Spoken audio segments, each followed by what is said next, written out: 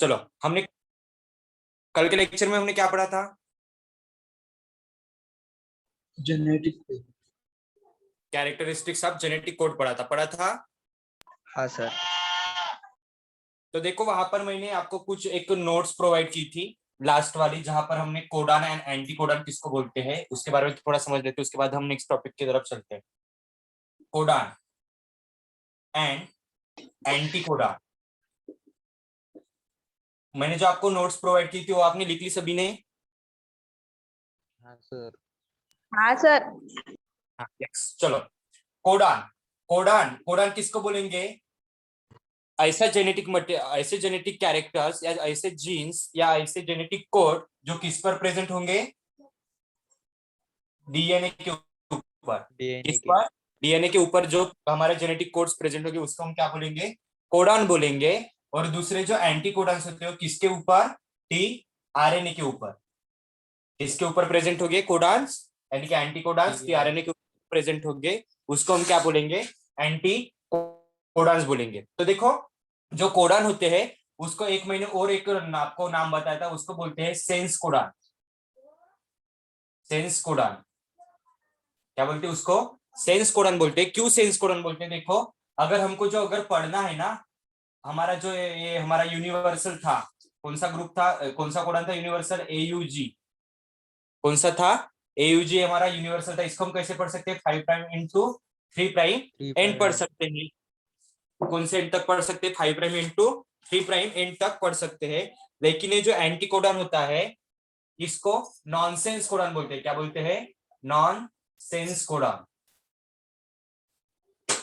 क्योंकि इसको सेंस ही नहीं है, पागल की तरह बिहेव करता है, ये पगले की तरह बिहेव करता है।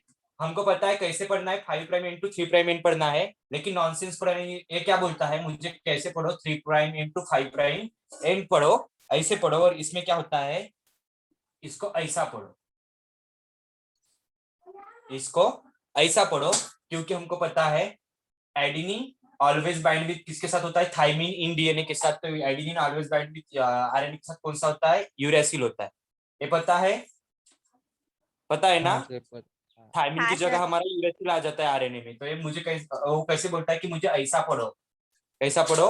ऐसा पढ़ो। और किस प्राइम एंड से पढ़ो? 3' एंड से 5' एंड से पढ़ो। क्योंकि ये पागल है, इसलिए उसको क्या बोलते हैं? नॉनसेंस कोडान बोलते हैं। Clear? Codon and nonsense codon हाँ सर। सभी को क्लियर हुआ? हाँ सर। हाँ सर।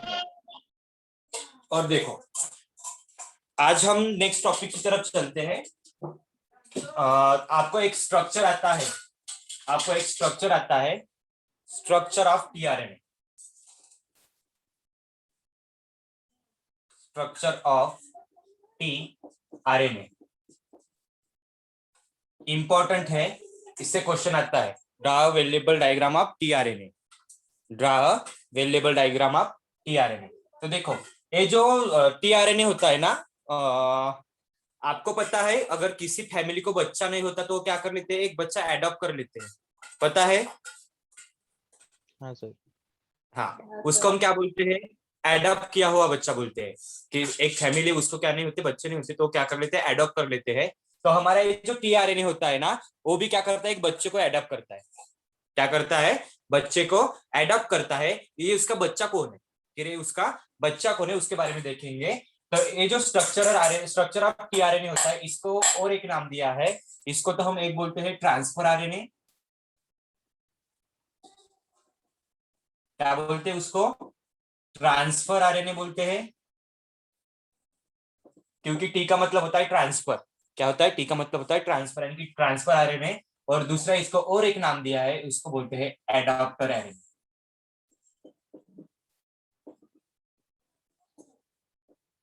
क्या बोलते हैं उसको? एडाप्टर आरएनए बोलते हैं। तो देखो, वो कौन से बच्चों को एडाप्ट करता है? वो कौन से बच्चों को एडाप्ट करता है? तो देखो, इसका मैं स्ट्रक्चर निकालता हूं। देखो,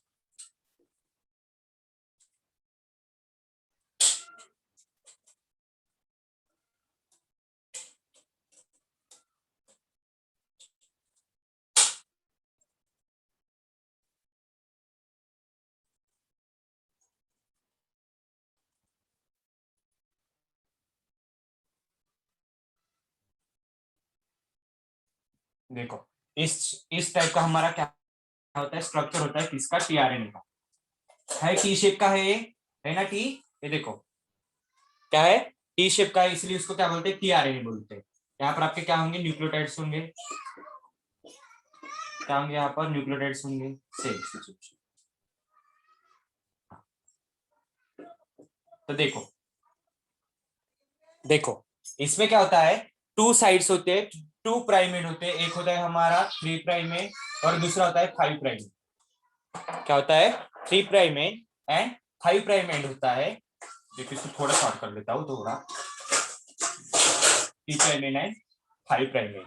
तो देखो एक इसको क्या बोला था हमने, एडॉप्टर, क्या करेगा ये, बच्चों को एडॉप्ट करता है। हमको पता है जब हमने ट्रांसलेशन पढ़ा था, तो आपके ट्रांसलेशन में क्या हुआ था, पर्टिकुलर एक टीआरएनए अपने साथ क्या कैरी करता है रे,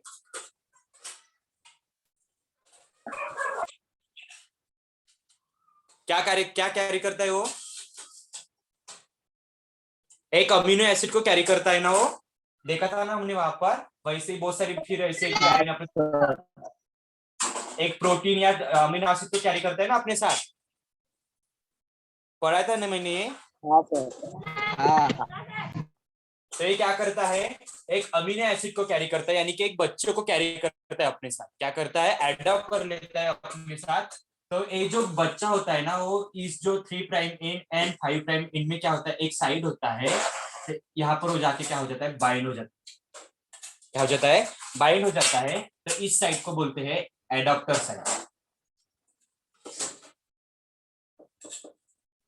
क्या बोलते हैं, एडॉप्टर साइड बोलते हैं, क्योंकि जो हमारा टीआरएनए होता है वो क्या एडॉप्ट करता है, एक बच्चा एडॉप्ट करता है, इसको हम बोल सकते हैं अमीनो एसिड।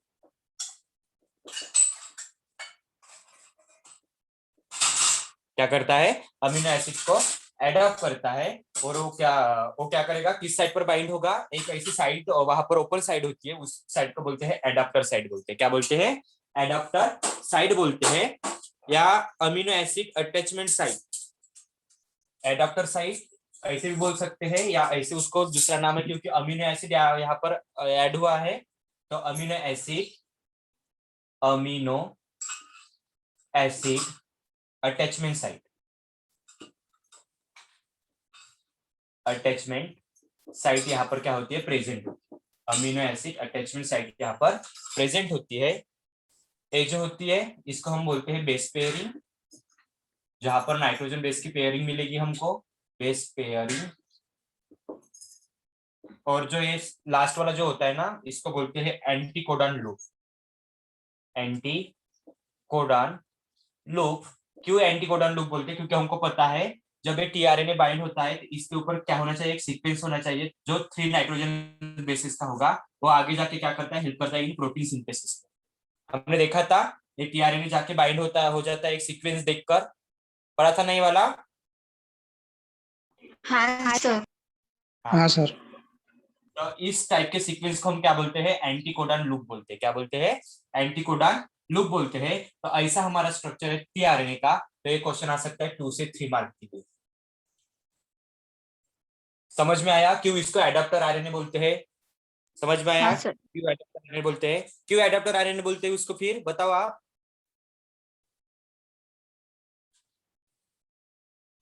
क्यों बोलते हैं उसको एडाप्टर आरएनए। क्योंकि वहां पर एक प्रोटीन मॉलिक्यूल अडेप्ट होता है। हाँ, वो क्या करता है, अपने साथ एक प्रोटीन मॉलिक्यूल या अमीनो एसिड का मॉलिक्यूल क्या करता है, एडॉप्ट करता है। और जब ये सिंथेसिस करेगा, प्रोटीन सिंथेसिस के लिए हेल्प करेगा। तो देखो इसने पहले क्या कर लिया, एक प्रोटीन मॉलिक्यूल अपने साथ एडॉप्ट कर लिया, यानी कि उसने बच्चा ले लिया, गोद ले लिया। अब क्या करेगा, जैसे ही प्रोटीन सिंथेसिस स्टार्ट हो जाएगा, तो ये अब अपना बच्चा क्या कर देता है, ट्रांसफर कर लेता है। पता है ना, बहुत सारे ऐसे टीआरएनए आएंगे, तो ये ऐसी चेन का फॉर्मेशन कर लेंगे फिर आते आते इन प्रोटीन सिंथेसिस में, ट्रांसलेशन में। पढ़ा था ये वाला भी सीक्वेंस हमने। हाँ सर। तो यही जो फंडा होता है, वो क्या करता है, जो अपना उसने एडॉप्ट कर लिया, अभी बच्चा थोड़ा ऐसे मान लो कि बच्चा बड़ा हो गया, तो वो क्या कर लेता है, उसको ट्रांसफर कर लेता है, दूसरों को दे देता है, या उसको कुछ काम के लिए छोड़ देता है। क्या कर, अभी तुझे हमने क्या कर लिया इन, अगर चाइनाज कंट्रीज में अगर आप बात की जाए, तो जो उसके जो बच्चे होते हैं ना, थोड़े जैसे ही बड़े हो जाते हैं, तो वो क्या कर लेते हैं, उनको अकेले छोड़ देते हैं कि क्या कर, तू कमा और खुद का खा ले। तो सेम सिचुएशन इसमें भी देखने को मिलेगी।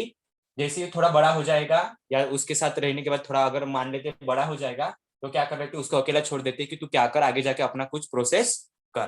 तो समझ में आ गया स्ट्रक्चर ऑफ आरएनए क्या होता है। हाँ सर। हाँ सर। चलो, हाँ सर। उसके बाद हमारा नेक्स्ट टॉपिक है regulation of gene expression. Regulation of gene expression. देखो, regulation of gene expression means क्या होता है, एक ऐसा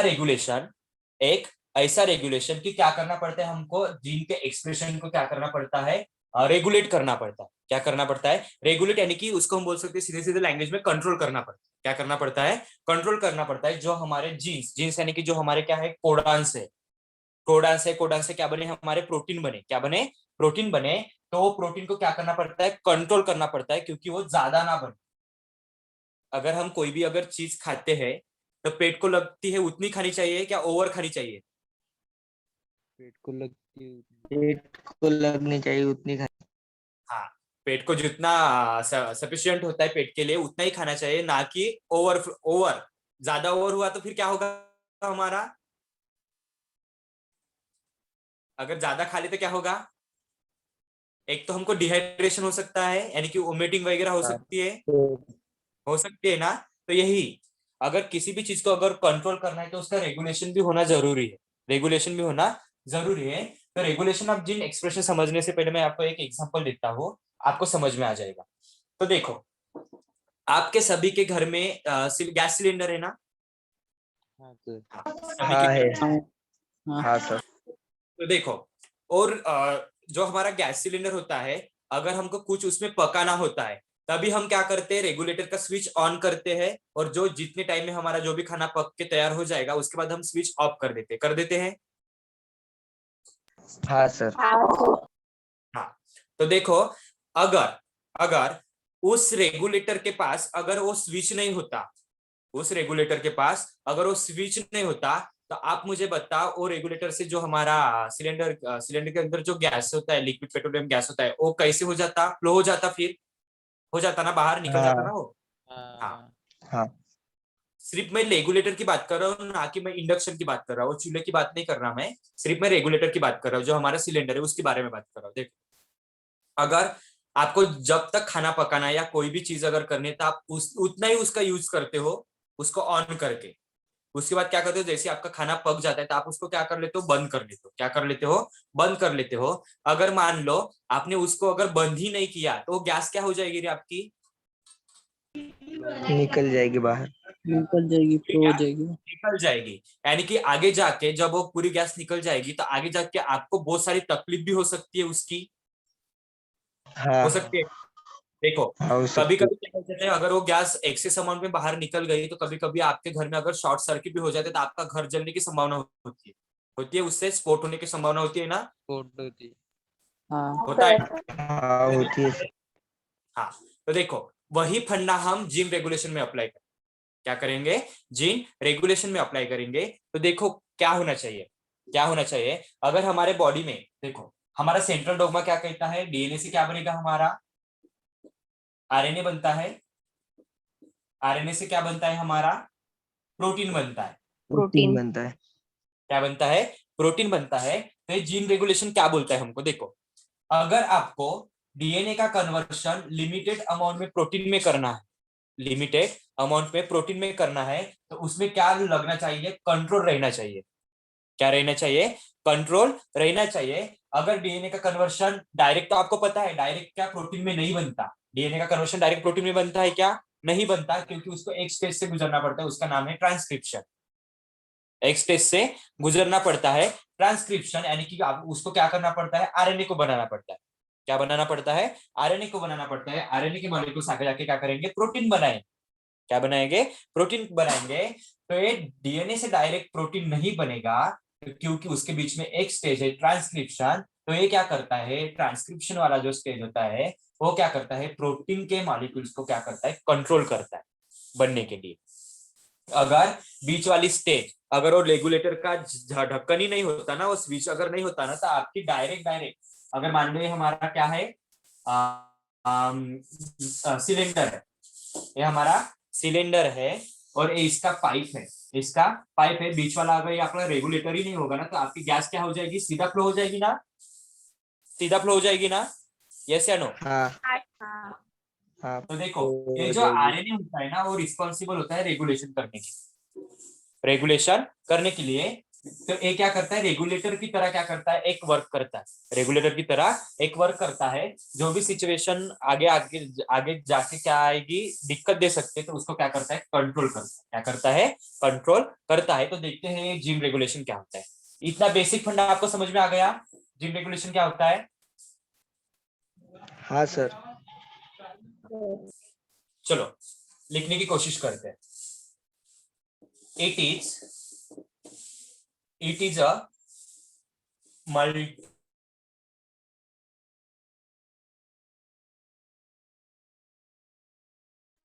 सर आप पहुंच हो गए।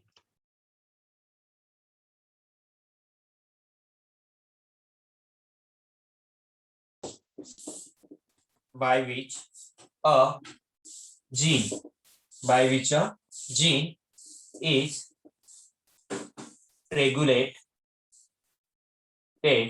and its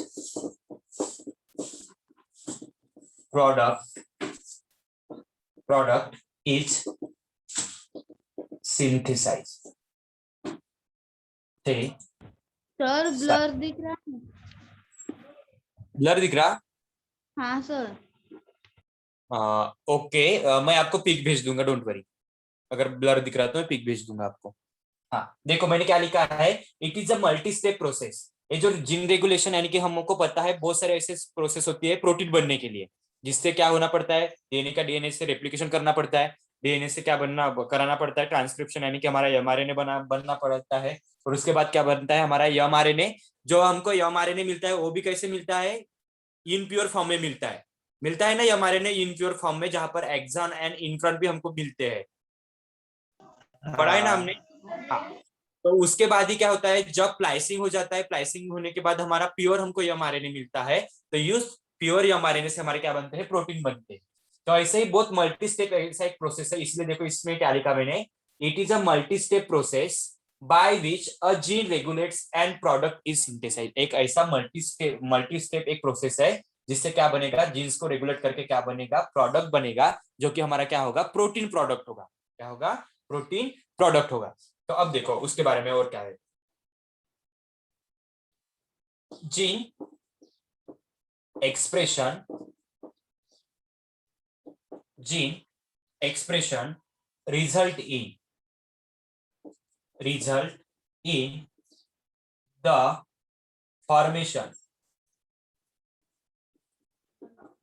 formation a polypeptide gene.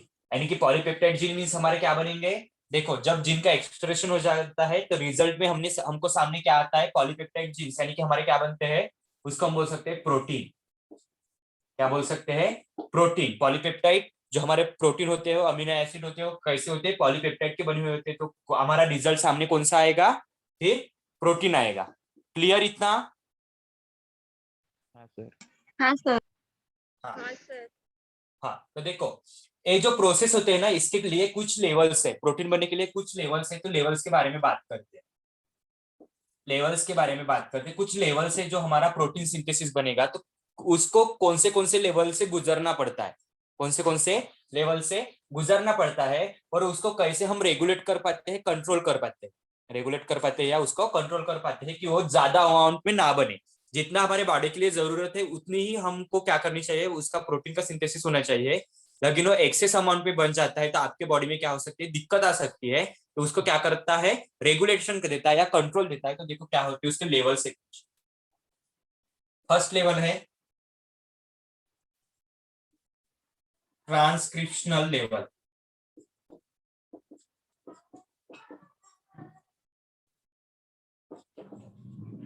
Transcriptional level, देखो ट्रांसक्रिप्शनल लेवल मीन्स क्या होता है, हमारा डीएनए से क्या बनता है, आरएनए बनता है। अगर हमने देखो फाइनलाइज हमको क्या करना है, अगर हमारे बॉडी में हमको प्रोटीन नहीं बनने देना है, प्रोटीन अगर नहीं बनने देना है तो क्या करना पड़ेगा हमको, क्या करना पड़ेगा, डीएनए से हमारा क्या बनता है, एमआरएनए बनता है। तो अगर हम उस ट्रांसक्रिप्शन लेवल को अगर रोक देते हैं तो क्या आगे जाके प्रोटीन बन पाएगा, क्या नहीं बन पाएगा। नहीं बन पाएगा, क्या नहीं बन पाएगा, नहीं बन पाएगा, क्योंकि हमारा सेंट्रल डॉगमा वही कहता है डीएनए, डीएनए से क्या बनेगा हमारा आरएनए, तो आरएनए से क्या बनेगा, प्रोटीन बनेगा, क्या बनेगा, प्रोटीन बनेगा। तो अगर हमने इस ट्रांसक्रिप्शनल लेवल को ही अगर हमने एमआरएनए को बनने ही नहीं दिया तो आगे जाके क्या नहीं बनेगा, हमारा प्रोटीन नहीं बनेगा। तो देखो formation of primary transcription,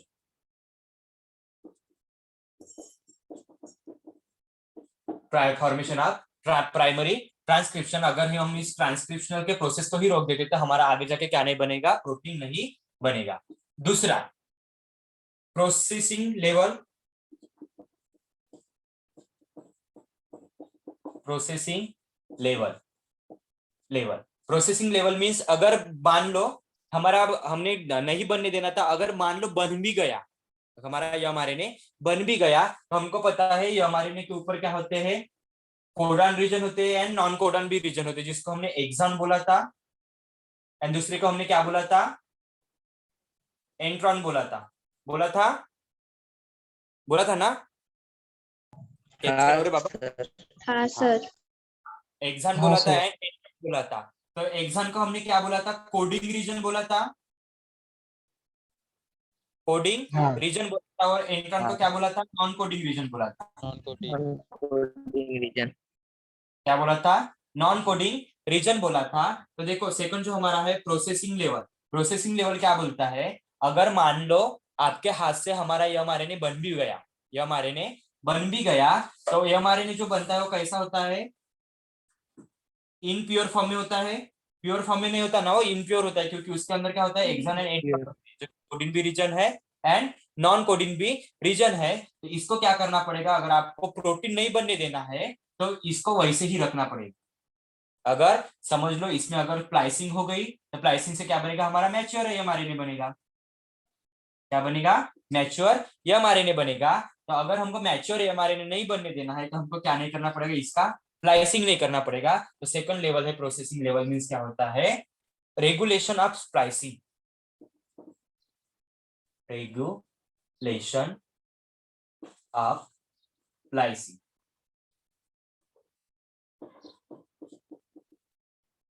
regulation of splicing. तो हमको क्या नहीं करने देना है, स्प्लाइसिंग नहीं करने देना है, यानी कि क्या नहीं, कोडिंग रीजन को हमको और नॉन कोडिंग रीजन को क्या नहीं करना है, सेपरेट नहीं करना है, यानी कि स्प्लाइसिंग नहीं करना है। अगर हम ऐसे नहीं करते तो हमारा आगे जाके क्या नहीं बनेगा, प्रोटीन के मॉलिक्यूल्स नहीं बनेंगे। थर्ड है ट्रांसपोर्ट ऑफ एमआरएनए,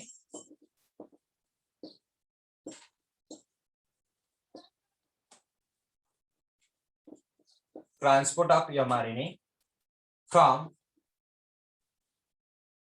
न्यूक्लियस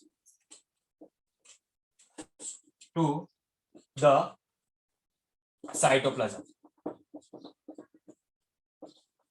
हमने और देखा था अगर प्लाइसिंग भी हो जाता है, देखो पहले क्या हुआ, ट्रांसक्रिप्शनल लेवल नहीं होने देना था, वो हो गया तो क्या बनता है, हमारा इनप्योर आरएनए बनता है। इनप्योर आरएनए में क्या हो जाता है, प्लाइसिंग होके वो क्या बन जाता है, प्योर आरएनए बन जाता है, जिसको हम एमआरएनए बोलते हैं। अब अगर आपको प्रोटीन सिंथेसिस, ये जो हम स्टेप पढ़े ना, फाइनली आप मान लो कि प्रोटीन सिंथेसिस हमको रोकना है, क्या करना है, प्रोटीन सिंथेसिस रोकना है, या उसको क्या करना है, कंट्रोल करना है, किसको, प्रोटीन को, जो कि क्या करेंगे, एक्सेस अमाउंट में बनेंगे, एक्सेस अमाउंट में बनेंगे, उसको क्या करना है, कंट्रोल करना है। तो देखो क्या बोलते हैं उसको। अब यहाँ पर सेकंड प्रोसेस में क्या हुआ, प्लाइसिंग हो गई, प्लाइसिंग होके क्या बनता है, हमारा एमआरएनए बनता है प्योर, कौन सा बनता है, प्योर एमआरएनए बनता है। तो हमने देखा था जब एमआरएनए बन जाता है तो किस में होता है, एमआरएनए होता है वो पहले किस में होता है, न्यूक्लियस में होता है। जैसे ही वो प्योर हो जाता है तो सीधा फ्लो किस में हो जाता है, साइटोप्लाज्म में हो जाता है, यानी कि न्यूक्लियस के बाहर निकल आता है। ये भी पढ़ा था हमने, पढ़ा था ना, न्यूक्लियस के अंदर हमारा एमआरएनए होता है, जब ये प्योर हो जाता है तो वो क्या करता है, टुवर्ड्स द साइटोप्लाज्म, साइटोप्लाज्म की तरह क्या हो जाता है, फ्लो हो जाता है। जब वो फ्लो हो जाता है साइटोप्लाज्म के इसमें, तो जो हमारा प्रोटीन सिंथेसिस होता है वो किसमें होता है, साइटोप्लाज्म में ही होता है। पढ़ा था ये वाला? हाँ सर। याद है कि नहीं आपको? ट्रांसलेशन याद है कि नहीं आपको? याद है सर। सभी को? बाकी के आंसर ही नहीं दे रहे। पता है कि नहीं रे बाबा आपको? हाँ सर, हाँ सर। हाँ, देखो, जैसे ही हमारा प्योर आरएनए बन जाता है किसके अंदर, न्यूक्लियस के अंदर, जो प्लाइसिन से बनेगा, एक्सॉन एंड इंट्रॉन अलग अलग हो जाएंगे और एक्सॉन पूरे ज्वाइन हो जाएंगे, तो जो हमारा प्योर आरएनए देगा, जो कि क्या अपने साथ क्या रखेगा, कोडिंग रीजन साथ में रखेगा। क्या रखेगा? Coding region. जैसे ही वो प्योर हो जाता है तो वो क्या कर देता है, न्यूक्लियस से निकलकर साइटोप्लाज्म में आ जाता है फॉर द प्रोटीन सिंथेसिस। इसके लिए प्रोटीन सिंथेसिस के लिए क्या चला आता है, वो साइटोप्लाज्म में चला आता है। तो अगर हमको प्रोटीन के सिंथेसिस को रोकना है, तो वो जो हमारा यम आरएनए था, प्योर आरएनए, उसको हमको किस में नहीं आना देना चाहिए, साइटोप्लाज्म में नहीं देना आना देना चाहिए। इसको न्यूक्लियस में रोकना है, उसको न्यूक्लियस में रोकना है। अगर वो साइटोप्लाज्म में चला जाता है तो वहां पर क्या होगा, हमारा प्रोटीन सिंथेसिस होगा। तो हम क्या कर सकते हैं, उसको न्यूक्लियस में ही रोक सकते हैं, न्यूक्लियस में ही रोक सकते हैं। तो देखो यहाँ पर क्या हुआ, transfer of mRNA from nucleus to the cytoplasm, उसको ट्रांसफर नहीं होने देना है हमको न्यूक्लियस से साइटोप्लाज्म। ऐसा और एक लेवल था। तो इसके बाद हमारा फोर्थ लेवल है translation level. Translation translation level translation level. तो देखो, अगर आपने यहाँ पर भी नहीं रोका तो क्या होता है, हमारा ट्रांसलेशन लेवल, यानी कि हमारा क्या बनता है, प्रोटीन बनता है। किसमें? साइटोप्लाज्म में। क्या बनता है? साइटोप्लाज्म में। अगर आपको प्रोटीन का एक्सेसिव अमाउंट पे प्रोटीन का अगर सिंथेसिस को रोकना है तो क्या करना पड़ेगा, इस लेवल से आपको उसको गुजारना पड़ेगा, इस लेवल से आपको उसको गुजारना पड़ेगा। तो ये जो लेवल होती है ना, हम इसको ट्रिगर नहीं कर सकते। हम बोल सकते हैं क्या, ये डीएनए तो आरएनए मत बना, ये डीएनए ये आरएनए तू प्रोटीन मत नहीं बना, तो आप ऐसे बोल सकते कि उसको? नहीं। हाँ। अगर हमारे मम्मी पापा है तो हमारे मम्मी पापा हमको रेगुलेट करते हैं, ऐसे काम मत कर नहीं तो तुझे दो कान के नीचे बजाऊंगा, बोलते हैं हमारी मम्मी, हमको डांटते हैं ना। हाँ। हाँ। तो देखो, अगर इसको इसको भी अगर कोई एक तो डांटने वाला होगा ना, फिर कि होने ही देगा होने ही देगा होने ही देगा, तो इसको भी कोई एक डांटने वाला, इसकी मम्मी या पापा होंगे जो बैठे होंगे, होगे ना, होगे कि नहीं, कि होने ही देंगे। हाँ सर। इस इसको तो हम बोल नहीं सकते, उसको तो हम बोल सकते नहीं कि ए डीएनए तो आरएनए मत बना, ए डीएनए तो प्रोटीन सिंथेसिस मत बना। क्यों? क्यों कहना मानेगा हमारा, क्यों कहना मानेगा, क्योंकि हमारे एक बॉडी का एक ऑर्गन है। हमारे बॉडी के अंदर थोड़ी ना हम झांक कर देख सकते हैं कि कौन सी सिचुएशन कौन सी चल रही है। तो इनको, ये जो हमारा जो प्रोटीन सिंथेसिस होता है, हमारे बॉडी को जितने टाइप के प्रोटीन चाहिए उतने ही बनाने में हेल्प करता है। तो इसको जो रेगुलेट करता है ना, वो कौन करता है, तो उसका एक कंसेप्ट है ओपेरॉन। कौन सा कंसेप्ट है? ओपेरॉन कंसेप्ट है।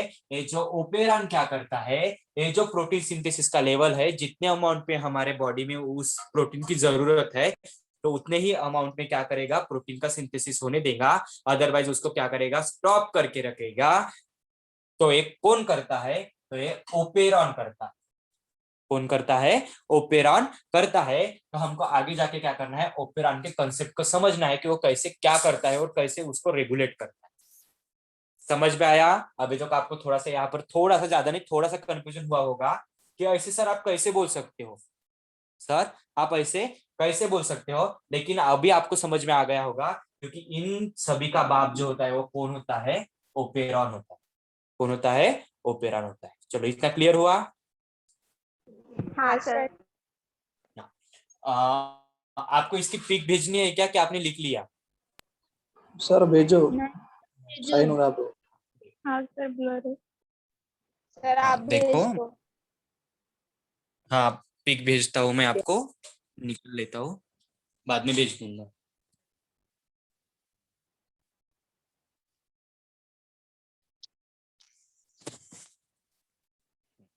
और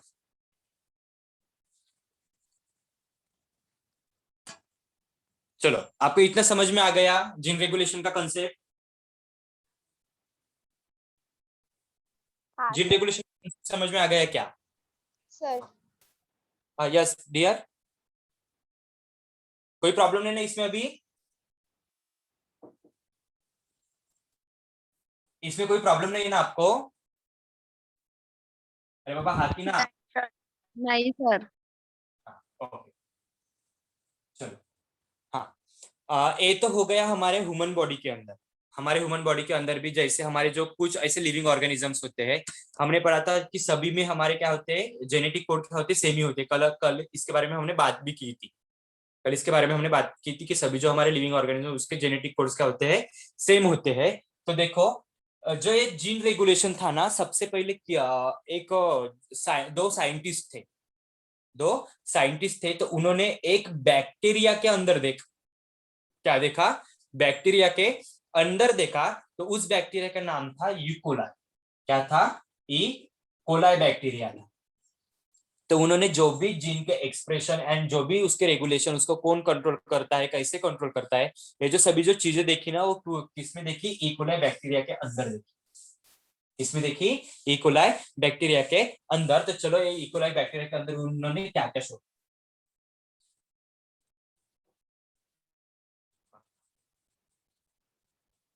देखो उसके बाद ही है, कंटिन्यू ही लिखना है आपको। Gene genes of a cell are expressed to perform different functions.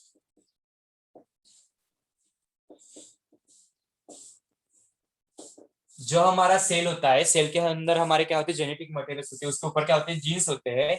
तो हमारे वो जीन्स क्या करते हैं, वेरियस टाइप के डिफरेंट फंक्शंस हमारे बॉडी में क्या करते हैं, परफॉर्म करते हैं।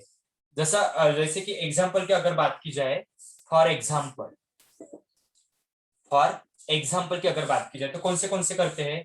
हमारे बॉडी में कुछ एंजाइम का सिक्रेशन भी होता है। पता है आपको एंजाइम होते हैं हमारे बॉडी में? हाँ सर। हाँ, एंजाइम्स होते हैं, हार्मोन्स होते हैं ना। वैसे ही कुछ एंजाइम्स होते हैं, एंड एंजाइम्स बीटा गैलेक्टोसिडेज। एक एंजाइम होता है हमारे बॉडी के अंदर, बीटा गैलेक्टोसिडेज। हमारे इसमें नहीं, हमारे इसमें भी होता है, लेकिन जो इन्होंने जो शो किया था ना, वो किसमें किया था? ई कोलाई बैक्टीरिया के अंदर। किस पे शो किया था? ई कोलाई बैक्टीरिया के अंदर। तो उन्होंने देखा an enzyme beta galactosidase synthesize by E coli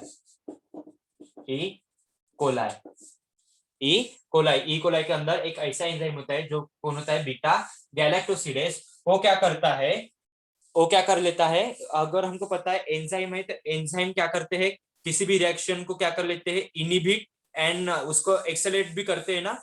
जैसे हमारे कैटलिस्ट होते केमिस्ट्री के, हमने बोला था ना एंजाइम जब देखे थे हमने, है ना। एंजाइम को हमने ये भी बोला था, बायोलॉजिकल कैटलिस्ट भी बोला था। याद है हाँ क्या सर। आपको? हाँ। हाँ सर। हाँ तो सर। ये जो एंजाइम्स होते हैं ना, क्या करते हैं, कभी कभी रिएक्शन को क्या कर लेते हैं, इनिशिएट यानी कि स्टॉप कर लेते हैं, कभी कभी क्या कर लेते हैं, एक्सीलरेट भी कर लेते हैं। तो ऐसा एक एंजाइम है बीटा गैलेक्टोसिडेज, इन सिंथेसाइज्ड बाय ई कोलाई के अंदर होता है। तो ये क्या कर लेता है, it is used for hydrolysis of lactose into galactose and glucose। देखो मैंने क्या लिखा यहाँ पर, जो ये लैक्टोज होता है, लैक्टोज शुगर होती है, आपको पता है लैक्टोज शुगर होती है ना। हाँ सर। हाँ तो सर। देखो, ये जो लैक्टोज होता है ना, इसका मिल्क में रहती। हाँ, मिल्क में रहती है। किस में रहती है? मिल्क में रहती है। तो देखो, ये जो लैक्टोज होता है ना, इसका ई कोलाई के बॉडी में कुछ काम नहीं है, लेकिन ये बन जाती है।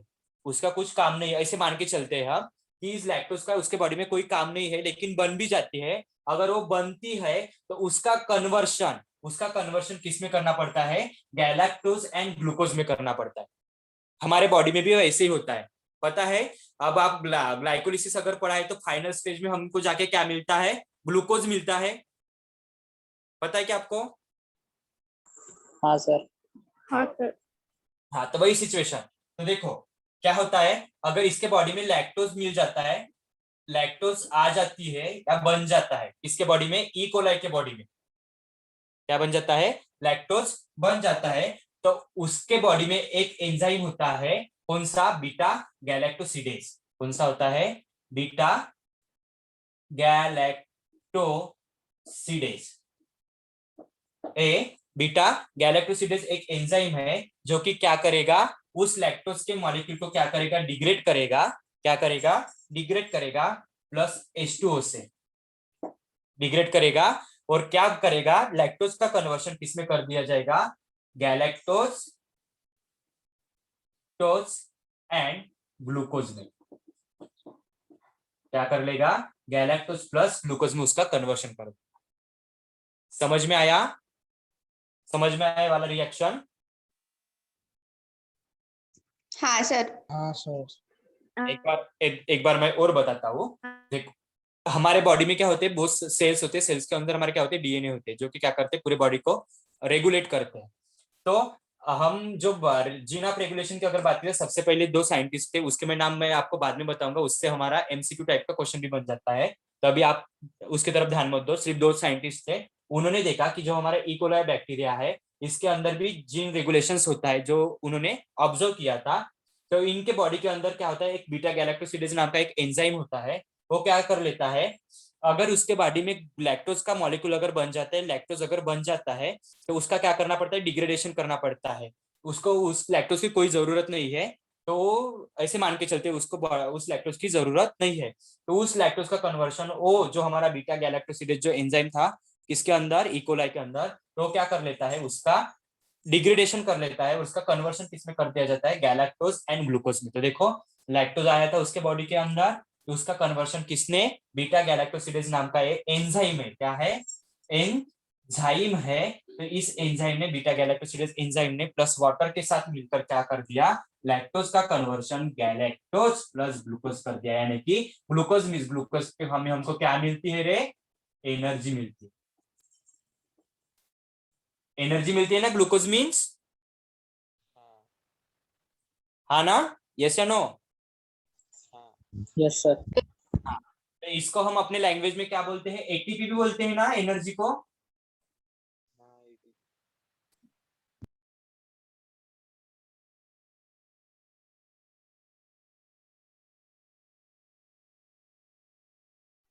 सर आप पॉज हो गए। हाँ सर, आप बोल सकते। ट्राइफॉस्फेट। मेरी आवाज आ रही कि नहीं? मेरी आवाज? हाँ, पूरा तो ब्लर दिख रहा है सर। इसकी भी पिक भेज दूंगा, डोंट वरी। पता नहीं नेटवर्क का इश्यू होगा, मैं इसकी भी पिक भेज दूंगा। ठीक है, दोनों की भी मैं पिक भेज दूंगा आपको। तो हमको पता है ना, जो हमको एनर्जी मिलती है वो ग्लूकोज के फॉर्म में मिलती है, और जिसको हम क्या बोलते हैं? एटीपी बोलते हैं। क्लियर है इतना? क्लियर हाँ है क्या? हाँ, रुको मैं इसकी पिक निकाल देता हूँ, उसके बाद मैं आपको आगे की तरफ लेके चलता हूँ।